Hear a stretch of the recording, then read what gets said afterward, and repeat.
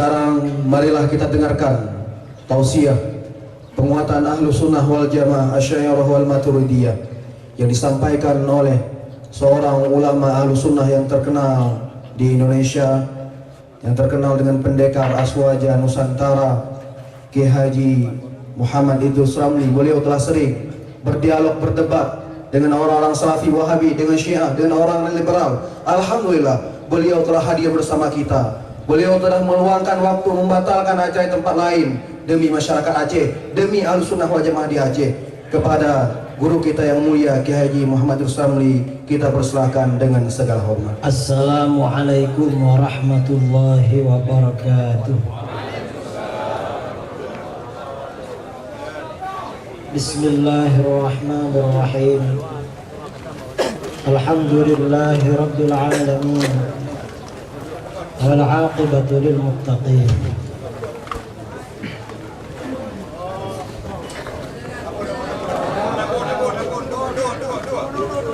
Kakak, duduk. Kakak, kemuliaan, silakan mula kembali. Kakak, silakan duduk kembali ya. Kakak. Kakak, duduk kembali. Bismillahirrahmanirrahim. Alhamdulillahi rabbil alamin. Wal 'aqibatu lil muttaqin. Wassalawatullahil barrir rahim wa malaikatihil muqarrabin ala sayyidina Muhammadin khatamin nabiyyin wa ala alihi wa sahbihi ajma'in. Amma ba'd. Yang saya muliakan dan saya hormati para alim ulama, para abun, para walid, para tengku, para asatidz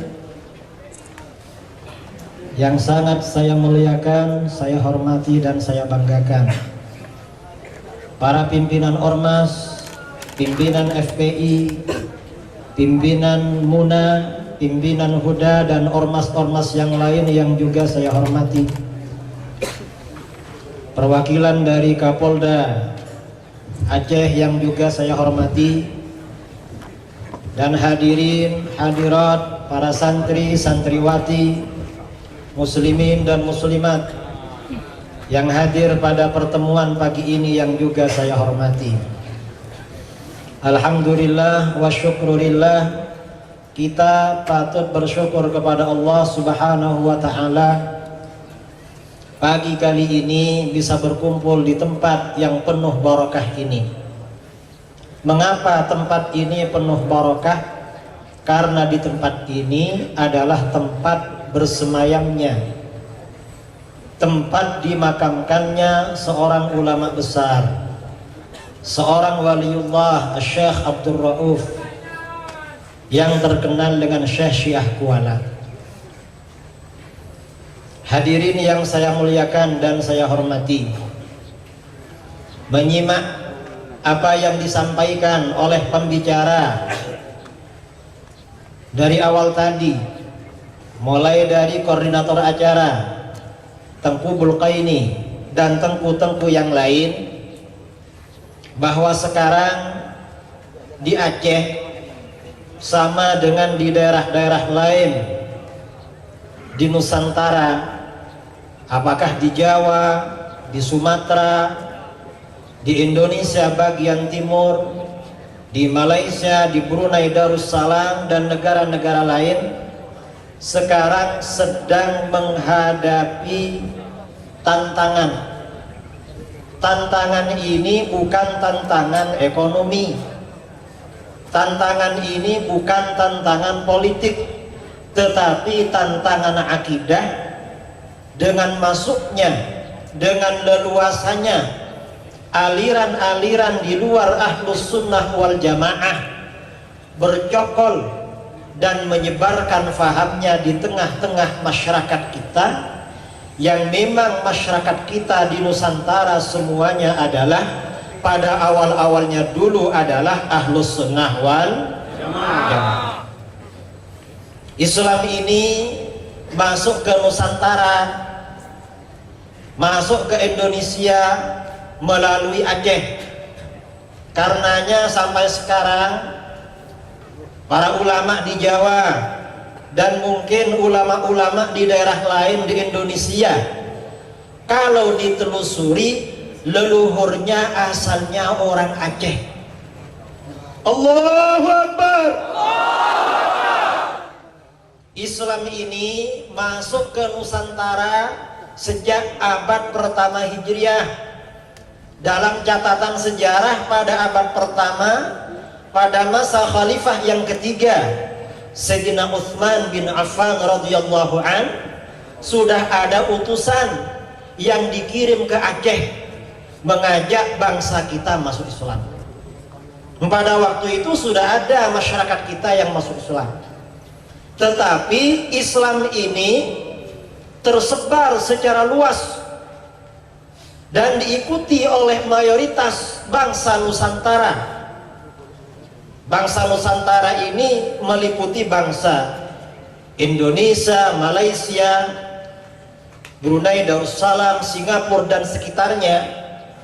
Ini masuk dan diikuti oleh mayoritas bangsa kita sekitar abad ke-15 Masehi, atau sekitar 600 tahun yang lalu.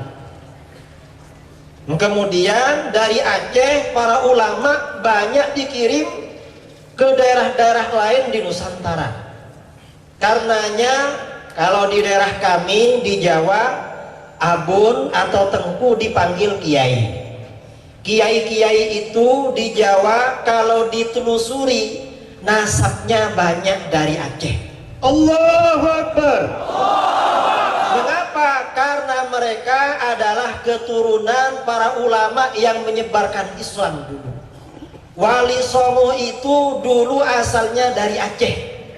Wali Songo pertama ada yang bernama Maulana Malik Ibrahim, diundang oleh kerajaan Majapahit, diangkat sebagai qadhi untuk merubah akhlak kerajaan Majapahit yang telah rusak, mengundang Maulana Malik Ibrahim, seorang ulama yang sangat alim dan terkenal di kerajaan Pasai, yaitu di Aceh Utara.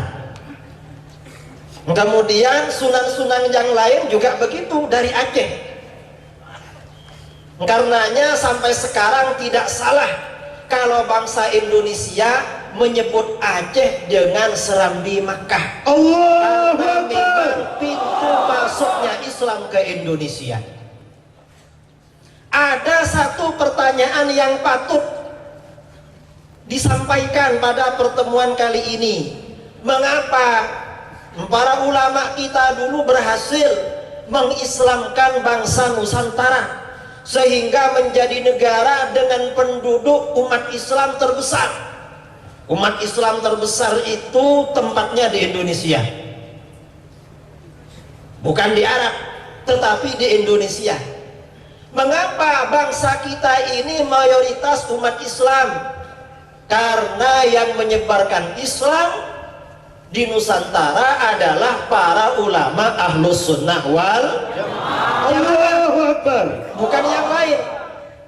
Mengapa Ahlus Sunnah wal Jamaah ini sukses, berhasil mengislamkan Nusantara? Mereka menyebarkan Islam dengan akhlakul karimah, dengan akhlak yang mulia. Salah satu ciri khas akhlak yang mulia adalah mudah beradaptasi dengan tradisi masyarakat. Para ulama kita dulu menyebarkan agama, pendekatannya melalui pendekatan tradisi. Bangsa Nusantara sebelum Islam ini tersebar luas adalah bangsa yang kaya dengan tradisi, terutama tradisi kenduri, tradisi memberi makan. Bangsa Indonesia ini dari senangnya memberi makan sampai ada keluarganya mati ngasih makan orang. Itu dari baiknya bangsa kita, dan itu oleh Wahabi malah diprovokasi. Dibalik, gimana Orang Indonesia tetangganya mati malah semuanya numpang makan. Itu kan namanya provokator. Harusnya bukan begitu. Alangkah baiknya bangsa Indonesia, keluarganya mati memberi makan orang. Allahu Akbar, Allahu Akbar. Itu kan lebih bagus. Dan lagi tradisi memberi makan ini tradisi yang sangat islami, bukan tradisi yang tidak benar. Selamatan, apa namanya kalau di Aceh selamatan? Kalau ngasih makan orang apa namanya? Kalau di Jawa kan duri. Jadi memberi makan orang. Memberi makan ini tradisi yang sangat islami. Mengapa tradisi yang sangat islami? Begitu Rasulullah SAW hijrah ke Madinah, lalu orang-orang Madinah berkumpul menyambut beliau. Ceramah beliau pertama kali, kata beliau, ayyuhan nas, wahai penduduk Madinah, afshus salam, sebarkan ucapan salam, wa at'imut ta'am, dan tradisikan memberi makan banyak orang, wa shollu billail wan nasu niyam, kerjakan sholat pada malam hari ketika orang-orang sedang tidur. Jadi anjuran beliau pertama ketika datang ke Madinah menganjurkan orang Madinah senang memberi makan. Itu anjuran Rasulullah. Dan ketika beliau ditanya oleh sebagian sahabat, ayyul islami afdal, Rasulullah, amalan apa di dalam Islam yang paling utama? Kata beliau, it'amut ta'am, memberi makan pada banyak orang. Kemudian kata beliau, tanda-tanda amal ibadah seseorang itu diterima, senang memberi makan. Ketika para sahabat bertanya, wa ma birrul hajji ya Rasulullah, apa tanda-tanda haji mabrur wahai Rasulullah? Kata beliau, thibul kalam wa it'amut ta'am, ucapan yang selalu baik dan senang memberi makan banyak orang. Memberi makan banyak orang pertanda amal ibadah diterima. Jangan-jangan orang yang membid'ahkan memberi makan, ibadahnya tidak diterima. Tidak diterima. Dan orang yang senang memberi makan banyak orang, pertanda hatinya lembut, tidak kasar, tidak keras. Ketika anna rajulan, dalam kitab hadis diterangkan, anna rajulan syaka ilan Nabi sallallahu alaihi wasallam qaswata qalbi. Ada seorang laki-laki mengadu kepada Nabi tentang hatinya yang keras. Rasulullah, gimana hati kita ini keras? Kalau ada nasihat masuk telinga kanan, keluar telinga kiri. Beribadah malas, zikir malas. Ternyata apa kata beliau? Kata beliau, at'imil miskin, kamu yang senang memberi makan orang miskin, wamsah ra'sal yatim, dan usap kepala anak yatim. Berdasarkan hadis ini, senang memberi makan pertanda hati seseorang itu lembut, tidak keras. Karena bangsa kita ini bangsa yang senang memberi makan, hatinya lembut-lembut. Begitu para ulama dikirim dari Aceh ke seluruh negara Indonesia, mayoritas bangsa kita masuk Islam. Allahu Akbar, Allahu Akbar. Hatinya lembut. Coba bandingkan orang-orang yang tidak suka memberi makan, hatinya keras. Walaupun mendengar dalil 1000 kali tidak akan dilakukan, tidak akan masuk ke hatinya. Mengapa? Hatinya keras, pelit, bakhil. Mereka ini bakhil, pelit, hatinya keras, tidak suka memberi makan. Bangsa kita adalah bangsa yang hatinya lembut, karenanya mudah masuk Islam. Nah, para ulama kita dulu di dalam berdakwah, salah satunya melalui pendekatan tradisi. Tradisi memberi makan sampai sekarang ini masih berlangsung di Nusantara. mulai dari Thailand sampai Papua, dari Thailand, Malaysia, kemudian Filipina, Brunei Darussalam, Singapura, Indonesia, tradisinya sama. Kalau ada orang mengandung, ada perempuan hamil, dapat 4 bulan ada acara selamatan, memberi makan. Kemudian dapat 7 bulan selamatan lagi. Nanti setelah lahir dapat 7 hari selamatan, dapat 40 hari selamatan. Waktunya diletakkan ke tanah selamatan. Dan ini semuanya sama, mulai dari Thailand sampai Jayapura. Saya sudah keliling, semua tradisinya sama. Tradisi ini sebenarnya sudah berlangsung di Nusantara sejak Islam belum datang, tetapi oleh para ulama kita dulu dibiarkan. Mengapa dibiarkan? Tradisi ini tidak bertentangan dengan agama. Kata para ulama mengatakan la yambaghil khuruj min adatin nas illa fil haram. Tidak baik, tidak elok, tidak termasuk berakhlak meninggalkan tradisi masyarakat selama tradisi tersebut tidak diharamkan di dalam agama. Jadi selama tradisi ini tidak diharamkan di dalam agama, kalau ditinggalkan justru tidak baik. Kalau ditinggalkan berarti tidak punya akhlakul karimah. Jadi tidak berakhlak. Orang yang tidak mengikuti tradisi berarti tidak berakhlak. Karena sekarang ini yang sering diserang oleh orang-orang Wahabi masalah tradisi. Dalil yang sering mereka sampaikan, man tasyabbaha biqaumin fahuwa minhum. Barang siapa yang meniru-niru, menyerupai suatu kaum, maka termasuk bagian dari kaum tersebut. Kata mereka, tradisi selamatan, tradisi kematian 7 hari asalnya dari Hindu. Hindu kafir, berarti yang melakukan itu adalah kafir. Ini namanya bodoh. Mengapa bodoh? Kata para ulama, man tasyabbaha biqaumin, menyerupai suatu kaum itu tercela, syaratnya ada 2. Yang pertama, perbuatan tersebut memang tercela menurut syarak. Ayyakuna madhmuman fi syar'i. Perbuatan yang ditiru itu memang merupakan perbuatan tercela menurut syarak. Apabila perbuatan yang ditiru tersebut bukan perbuatan tercela, maka agama kita juga tidak menganggapnya tercela.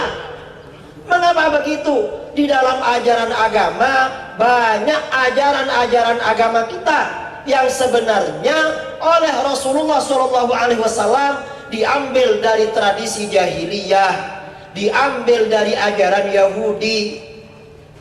Contoh yang dari ajaran Yahudi, puasa Asyura. Puasa Asyura itu asalnya dari Yahudi. Imam Bukhari Muslim meriwayatkan dalam sahihnya dari Ibnu Abbas, qadiman Nabi sallallahu alaihi wasallam al-Madinah fawajada al-yahud yasumuna Asyura. Nabi sallallahu alaihi wasallam hijrah ke Madinah. Sampai di Madinah, beliau melihat orang-orang Yahudi berpuasa Asyura. Melihat orang-orang Yahudi berpuasa Asyura, apa respon beliau? Beliau justru bertanya, mahadza, ada apa ini kamu berpuasa Asyura? Ternyata kata Yahudi, hadza yaumun saleh. Ini adalah hari yang baik. Mengapa hari yang baik? Hadza yaumun najjallahu fihi Musa wa qaumahu wa aghraqa fir'aun wa junudahu. Pada hari ini Allah selamatkan Nabi Musa dan kaumnya Bani Israel, dan Allah tenggelamkan Raja Fir'aun beserta bala tentaranya di Laut Merah. Karena itu fasamahu Musa syukron lillah. Maka Nabi Musa berpuasa setiap hari Asyura karena bersyukur kepada Allah. Mendengar jawaban ini, apa respon Nabi kita? Kata Nabi kita, ana ahaqqu bi Musa minkum. Aku lebih berhak mensyukuri Musa daripada kalian.